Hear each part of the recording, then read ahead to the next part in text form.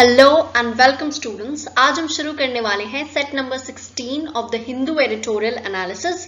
आज का हमारा टॉपिक है Kerala file suit against the CAA। So let's begin.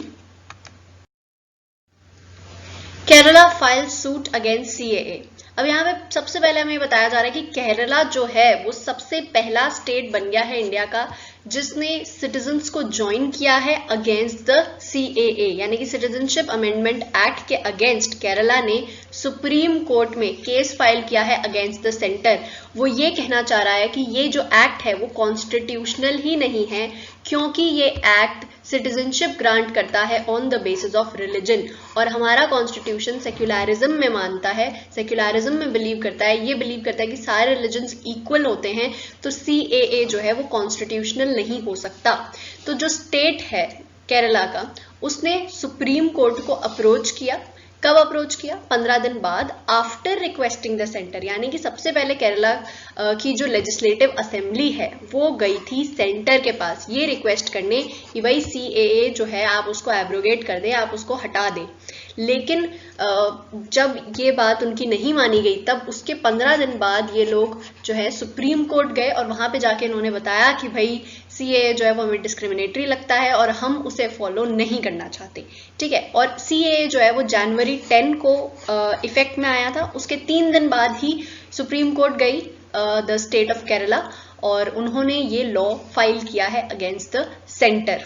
ठीक है, तो ये जो ओरिजिनल लॉ है ये फाइल किया गया है under article 131 of the Indian constitution. इस आर्टिकल के मुताबिक जो सुप्रीम कोर्ट है उस वो ही डिसाइड करती है जब भी कोई डिस्प्यूट होता है, कोई झगड़ा होता है बिटवीन टू स्टेट्स और between a state and the centre.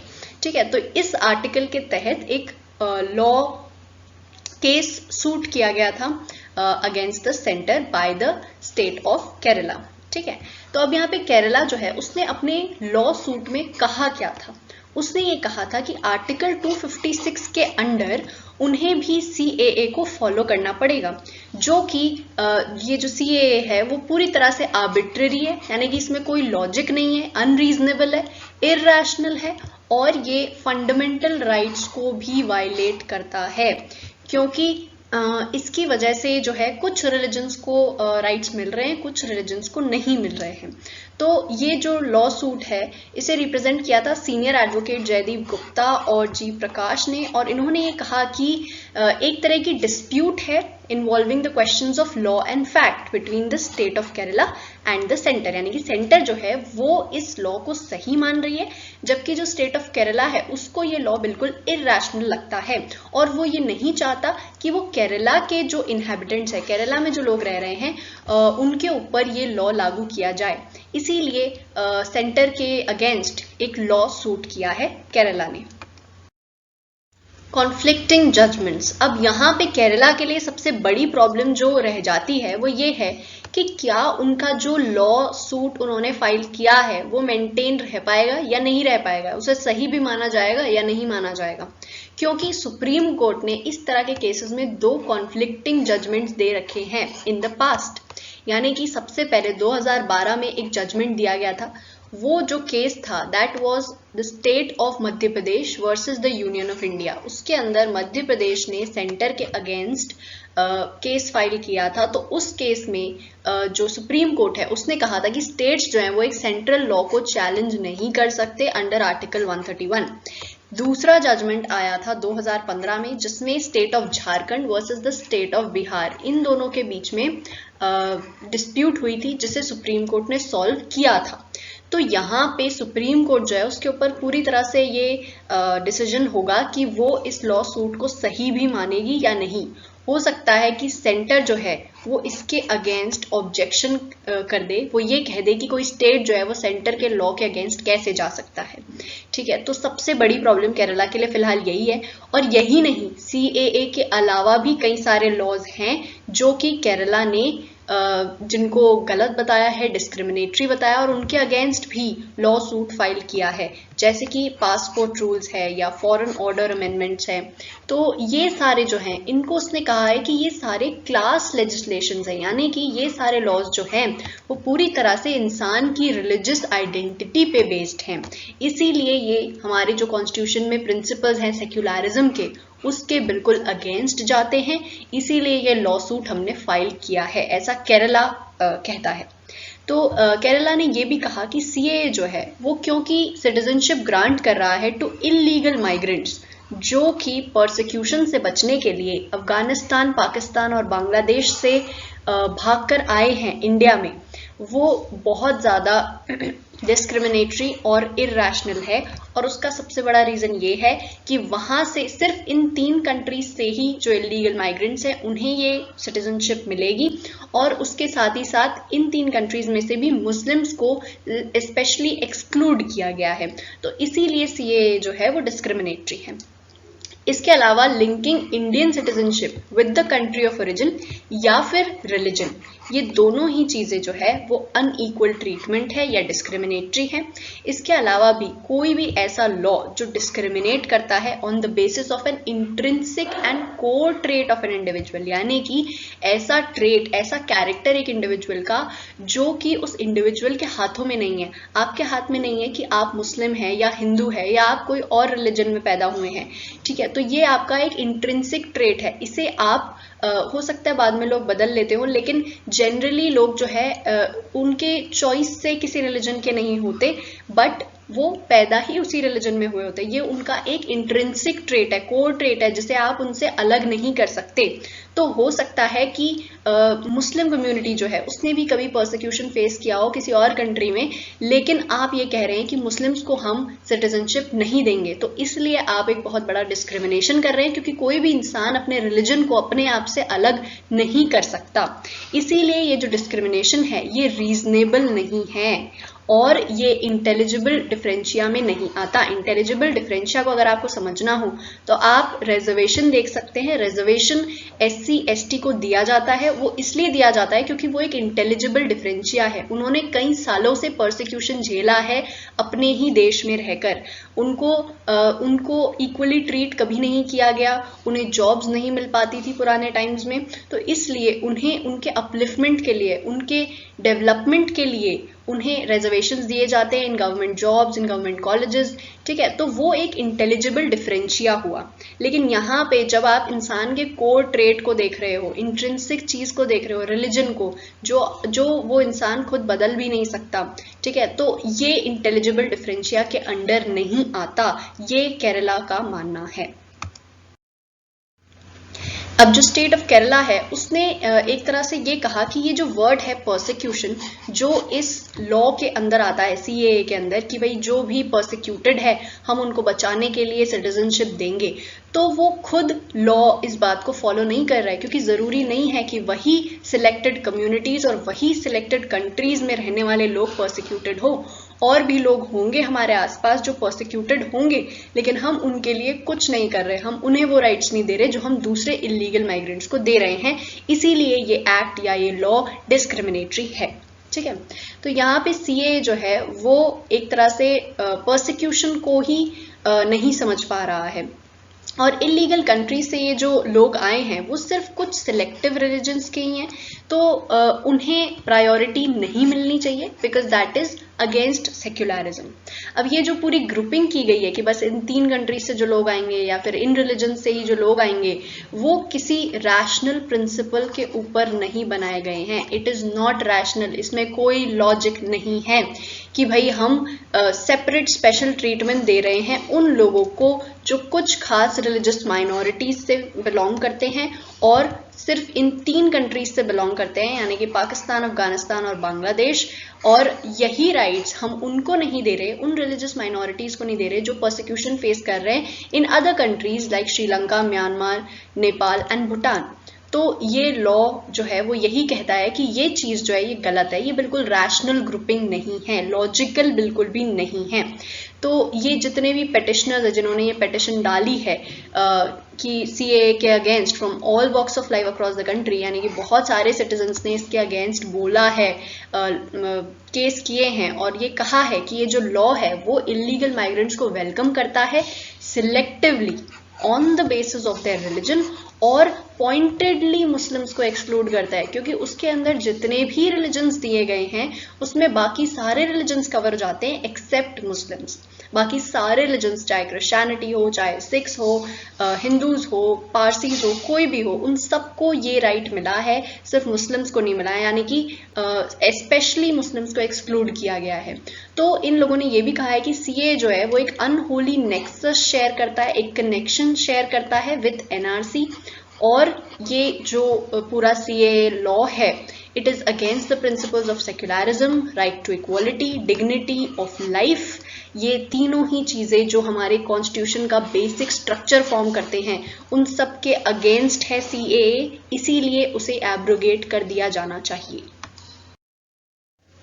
Question number 1, what is the primary purpose of the passage? Passage का मेन एम क्या बताना था? तो मेनली इस पैसेज का पर्पस यही बताना था कि सीएए जो है वो काफी ज्यादा डिस्क्रिमिनेटरी है, क्योंकि वो कुछ सिलेक्टेड रिलीजन्स को और कुछ सिलेक्टेड कंट्रीज से ही लोगों को सिटीजनशिप ग्रांट करने की बात कर रहा है, तो बाकी लोगों के लिए काफी ज्यादा डिस्क्रिमिनेटरी हो जाता है। ए देखते हैं, to mislead the readers about the standpoint of Kerala on the central law CAA and the other laws that affect citizenships।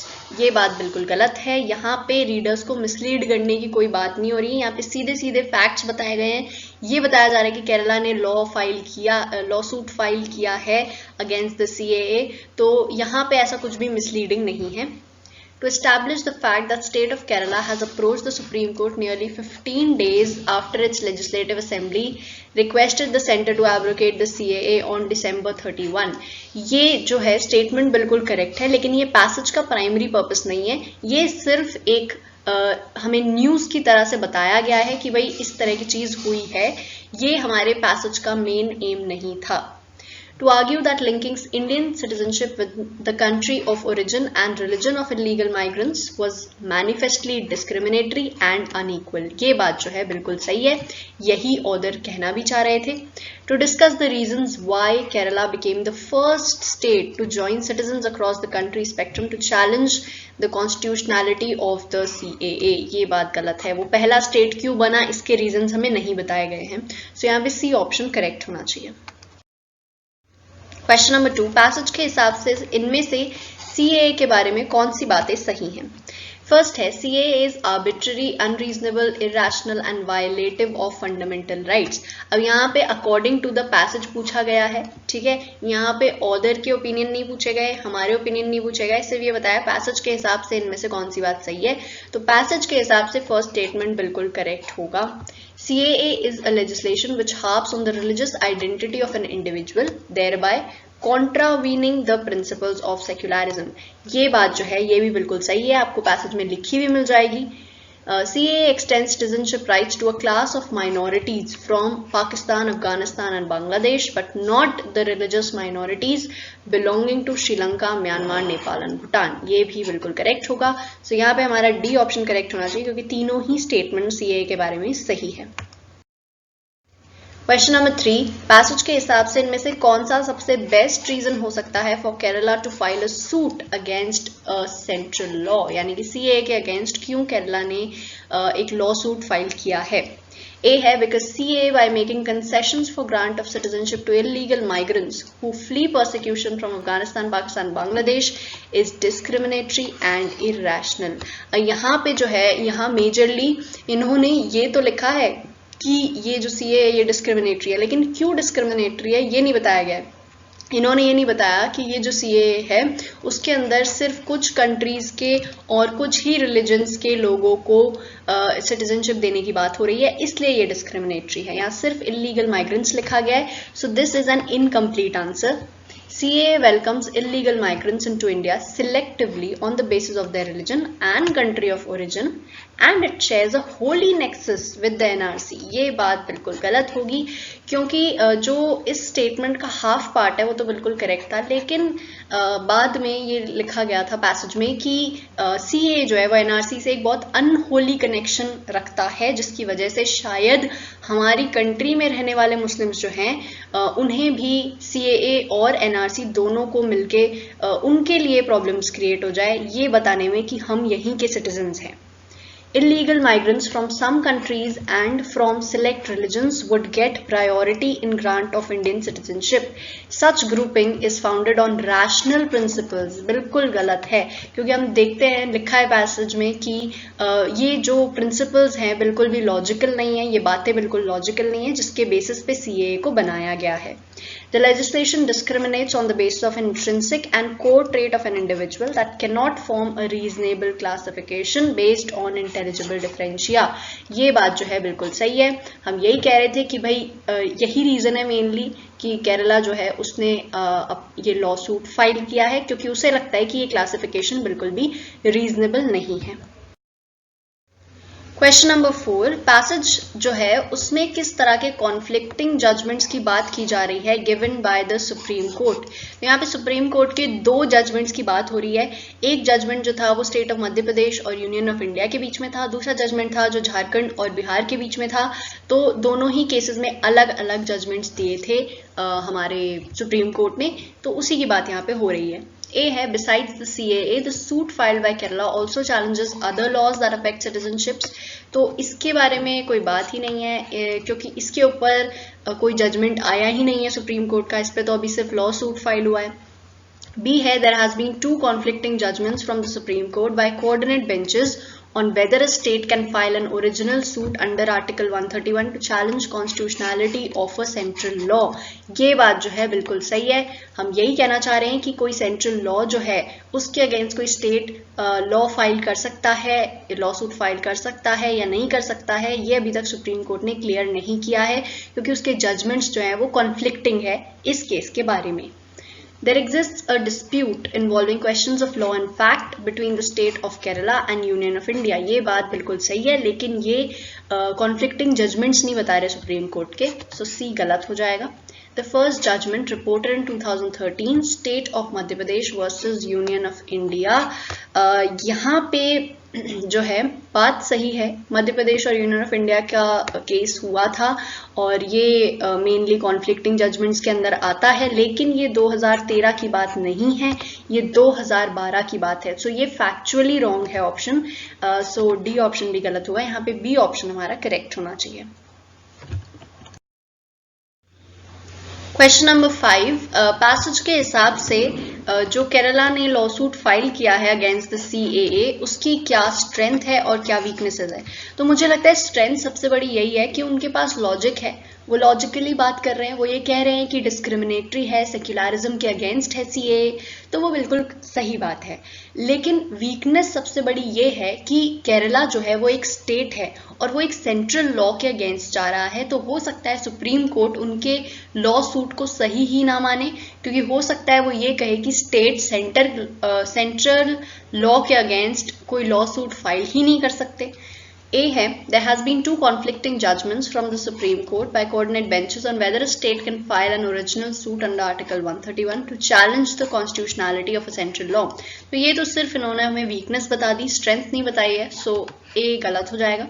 Besides the CAA suit also challenges other laws that affect citizenships as class legislations which harp on religious identity are contravening the principles of secularism. तो ये भी गलत होगा, यहाँ पे भी सिर्फ strength बताई गई है, वीकनेस नहीं बताई है। Kerala said in its suit that it would be compelled under Article 256 to comply with the CAA, which was arbitrary, unreasonable, irrational and violative of fundamental rights, but the centre may object to the maintainability of the Kerala suit when it comes up for hearing. ये बात बिल्कुल सही है, इसके अंदर हमें शुरू में स्ट्रेंथ बताई गई है और बाद में वीकनेस बताई गई है। ये कहा गया है कि सेंटर हो सकता है इस लॉ सूट को रहने ही ना दे। The state of Kerala expressed its wonder at how word persecution, which appears in the text of the statement of objects and reasons of CAA, fails to make it to the main body of the act itself. Statement बिल्कुल correct है, लेकिन यहाँ पे भी फिर से हमें strengths और वीकनेसेस नहीं बताई गई है CAA की, सो यहाँ पे सी ऑप्शन करेक्ट होना चाहिए. Question number 6. What is Kerala's stand on the intelligible differentia as mentioned in the Indian Constitution? तो यहाँ पे केरला ने साफ कर दिया है कि उसका एक ही स्टैंड पॉइंट है, वो ये कह रहा है कि CAA जो है वो इंटेलिजिबल डिफरेंशिया के अंडर नहीं आ सकता, क्योंकि it is discriminating on a core trait of an individual, यानी कि उसका रिलीजन. A है CAA is a legislation discriminating on the basis of an intrinsic and core trait of an individual, so it can form a reasonable classification based on intelligible differentia. ये बात बिल्कुल गलत है. Religion is a core trait of an individual and thus CAA, which discriminates on the basis of religion, is not reasonable enough to be called intelligible differentia. ये बात बिल्कुल सही है. केरला का यही कहना है कि ये intelligible differentia के अंडर नहीं आता. There is no rationale in extending the rights conferred to a class of minorities from Pakistan, Afghanistan and Bangladesh to religious minorities belonging to Sri Lanka, Myanmar, Nepal and Bhutan. बिल्कुल correct statement है, लेकिन ये intelligible differentia की कोई बात ही नहीं करता है, सो सी ऑप्शन भी गलत होगा. CAA shares an unholy nexus with NRC and is against the principles of secularism, right to equality and dignity of life. Again, statement बिल्कुल करेक्ट है, लेकिन यहाँ पर भी ये इंटेलिजिबल डिफरेंशिया के बारे में कोई बात नहीं करते हैं, सो यहाँ पे बी ऑप्शन करेक्ट होगा. Question number 7. ऑथर जो है वो इनमें से किस बात से अग्री करेंगे? तो ऑब्वियसली बात है, जो उन्होंने खुद इस पैसेज में कही है उसी से अग्री करेंगे. ए है the state has approached Supreme Court 15 days after its legislative assembly requested the centre to abrogate the CAA on January 10. बिल्कुल गलत स्टेटमेंट है, फैक्चुअली इनकरेक्ट है, क्योंकि January 10 को CAA इफेक्ट में आ गया था, तो तब मना नहीं किया था, उसके 3 दिन बाद मना किया गया था. According to the Supreme Court, any state can file an original suit under Article 131. ये तो बिल्कुल ही गलत होगा, क्योंकि आप जानते हैं इस केस में थोड़ा सा कॉन्फ्लिक्ट है. कभी ऐसा जजमेंट दिया जाता है कि 131 के अंडर सुप्रीम कोर्ट में लॉ सूट फाइल हो सकता है, कभी ये कहा जाता है कि नहीं हो सकता है. सो यहाँ पे हमें पता नहीं है, कॉन्फ्लिक्टिंग चीज है ये बहुत. The petitioners from all walks of life across the country have argued that the law welcomes illegal migrants into India selectively on the basis of religion and pointedly exclude Muslims. ये बात जो है बिल्कुल सही है, पैसेज में लिखी गई है. CAA, by making concessions for grant of citizenship to illegal migrants who flee persecution from Afghanistan, Pakistan, Bangladesh, is not discriminatory and irrational. ये बात बिल्कुल गलत होगी, सो यहाँ पे सी ऑप्शन करेक्ट होना चाहिए. Question number 8. इनमें से कौन सी बात है जो कि हमें इस पैसेज का कंक्लूजन बताती है सही तरीके से? तो मेरे हिसाब से इस पैसेज से हम यही कंक्लूजन लेके जा सकते हैं कि भाई CAA जो है वो पूरी तरह से डिस्क्रिमिनेटरी है और उसे एब्रोगेट कर दिया जाना चाहिए, क्योंकि केरला ने भी एज अ स्टेट सेंटर के अगेंस्ट लॉ सूट फाइल कर दिया है. इसका मतलब तो यही हो सकता है कि CAA जो है वो डिस्क्रिमिनेटरी है. The fact that the state of Kerala is supporting the citizens of India by filing a suit against the CAA, which discriminates on the basis of religion, proves that CAA is irrational as opposed to the thought of intelligible differentia. ये बात जो है बिल्कुल सही है. यही हम conclude कर सकते हैं इस passage से. Linking of Indian citizenship with the country of origin and religion of an illegal migrant is non-discriminatory and represents equality. ये तो बिल्कुल ही गलत हो जाएगा. Besides the CAA, Kerala suit also challenges other laws that affect Indian citizens, including passport rules and foreign order amendments. Fact बिल्कुल correct है, passage से लिया गया है, लेकिन ये passage का conclusion नहीं है. The Supreme Court has made it clear that states cannot challenge a central law under Article 131 of the Indian Constitution. ये Supreme Court ने अभी तक clear नहीं किया है. इसके अंदर Supreme Court में conflicting judgments है, so यहाँ पे A option correct होना चाहिए. Question number 9, which word can replace persecution. Persecution हमें कई सारी जगह मिलेगा सीए के अंदर, क्योंकि उसमें कहा गया था कि स्टेट ऑफ केरला ने कहा है कि how the word persecution which appears in the text of statement of objects and reasons of CA fails to make it to the main body of the act itself. यानी कि CAA के reasons में ये कहा गया था कि वो लोग जो परसिक्यूटेड है उन्हें हम जल्दी सिटीजनशिप दे देंगे। तो यहाँ पे परसिक्यूशन की जगह क्या वर्ड आ सकता है? ए है अफ्लिक्शन। ये बात बिल्कुल सही होगी, क्योंकि परसिक्यूशन का सीधा सा मतलब ये है कि आप किसी को दुख पहुंचा रहे, किसी को पेन पहुंचा रहे, चाहे वो फिजिकल पेन हो, इमोशनल पेन हो, या किसी भी मेंटल पेन हो, या आप उन्हें उनके राइट्स नहीं दे रहे, रिलीजियस राइट्स नहीं दे रहे, या किसी भी तरीके से उन्हें दर्द दे रहे हैं या उनके साथ बुरा बर्ताव कर रहे हैं, इक्वली बिहेव नहीं कर रहे, डिस्क्रिमिनेट कर रहे हैं, तो वो परसिक्यूशन के अंडर आता है। अफ्लिक्शन का मतलब भी यही होता है कि आप किसी को दर्द दे रहे हैं या किसी को सफ़र करवा रहे हैं, तो अफ्लिक्शन इसे रिप्लेस कर सकता है। मसैकर नहीं कर सकता। मसैकर का एग्जैक्ट मतलब ये होता है कि आप बहुत सारे लोगों को मर्डर कर रहे हैं, तो ऐसा कई जगह होता है, रिलीजियस माइनॉरिटीज़ को मर्डर किया जाता है, लेकिन हमेशा परसिक्यूशन का मतलब मर्डर करना ही नहीं होता। सी है इम्प्रिजनमेंट। तो यहाँ ये भी बात पार्टली करेक्ट है। परसिक्यूशन में कई सारी माइनॉरिटीज़ को कई बार इम्प्रिजन कर दिया जाता है फालतू में, कोई रीज़न नहीं होता उसका, लेकिन परसिक्यूशन का खुद का वर्ड का मतलब इम्प्रिजनमेंट नहीं होता।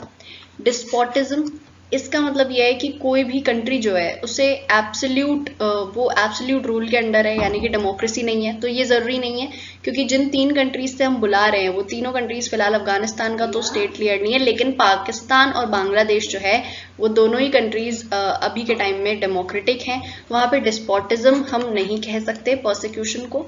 सो यहाँ पे ए ऑप्शन करेक्ट होना चाहिए। क्वेश्चन नंबर 10, ऑथर की टोन क्या है पैसेज के अंदर? सो बेसिकली इस पैसेज के अंदर ये जो पूरा पैसेज था, ये एक तरह से ऑथर ने सिर्फ हमें न्यूज़ बताने के लिए किया है। बहुत सारे फैक्ट्स इसमें लिखे गए हैं। ये बताया केरला ने लॉ सूट फाइल किया है, क्यों फाइल किया है, उस लॉ सूट के अंदर क्या क्या चीज़ें थी।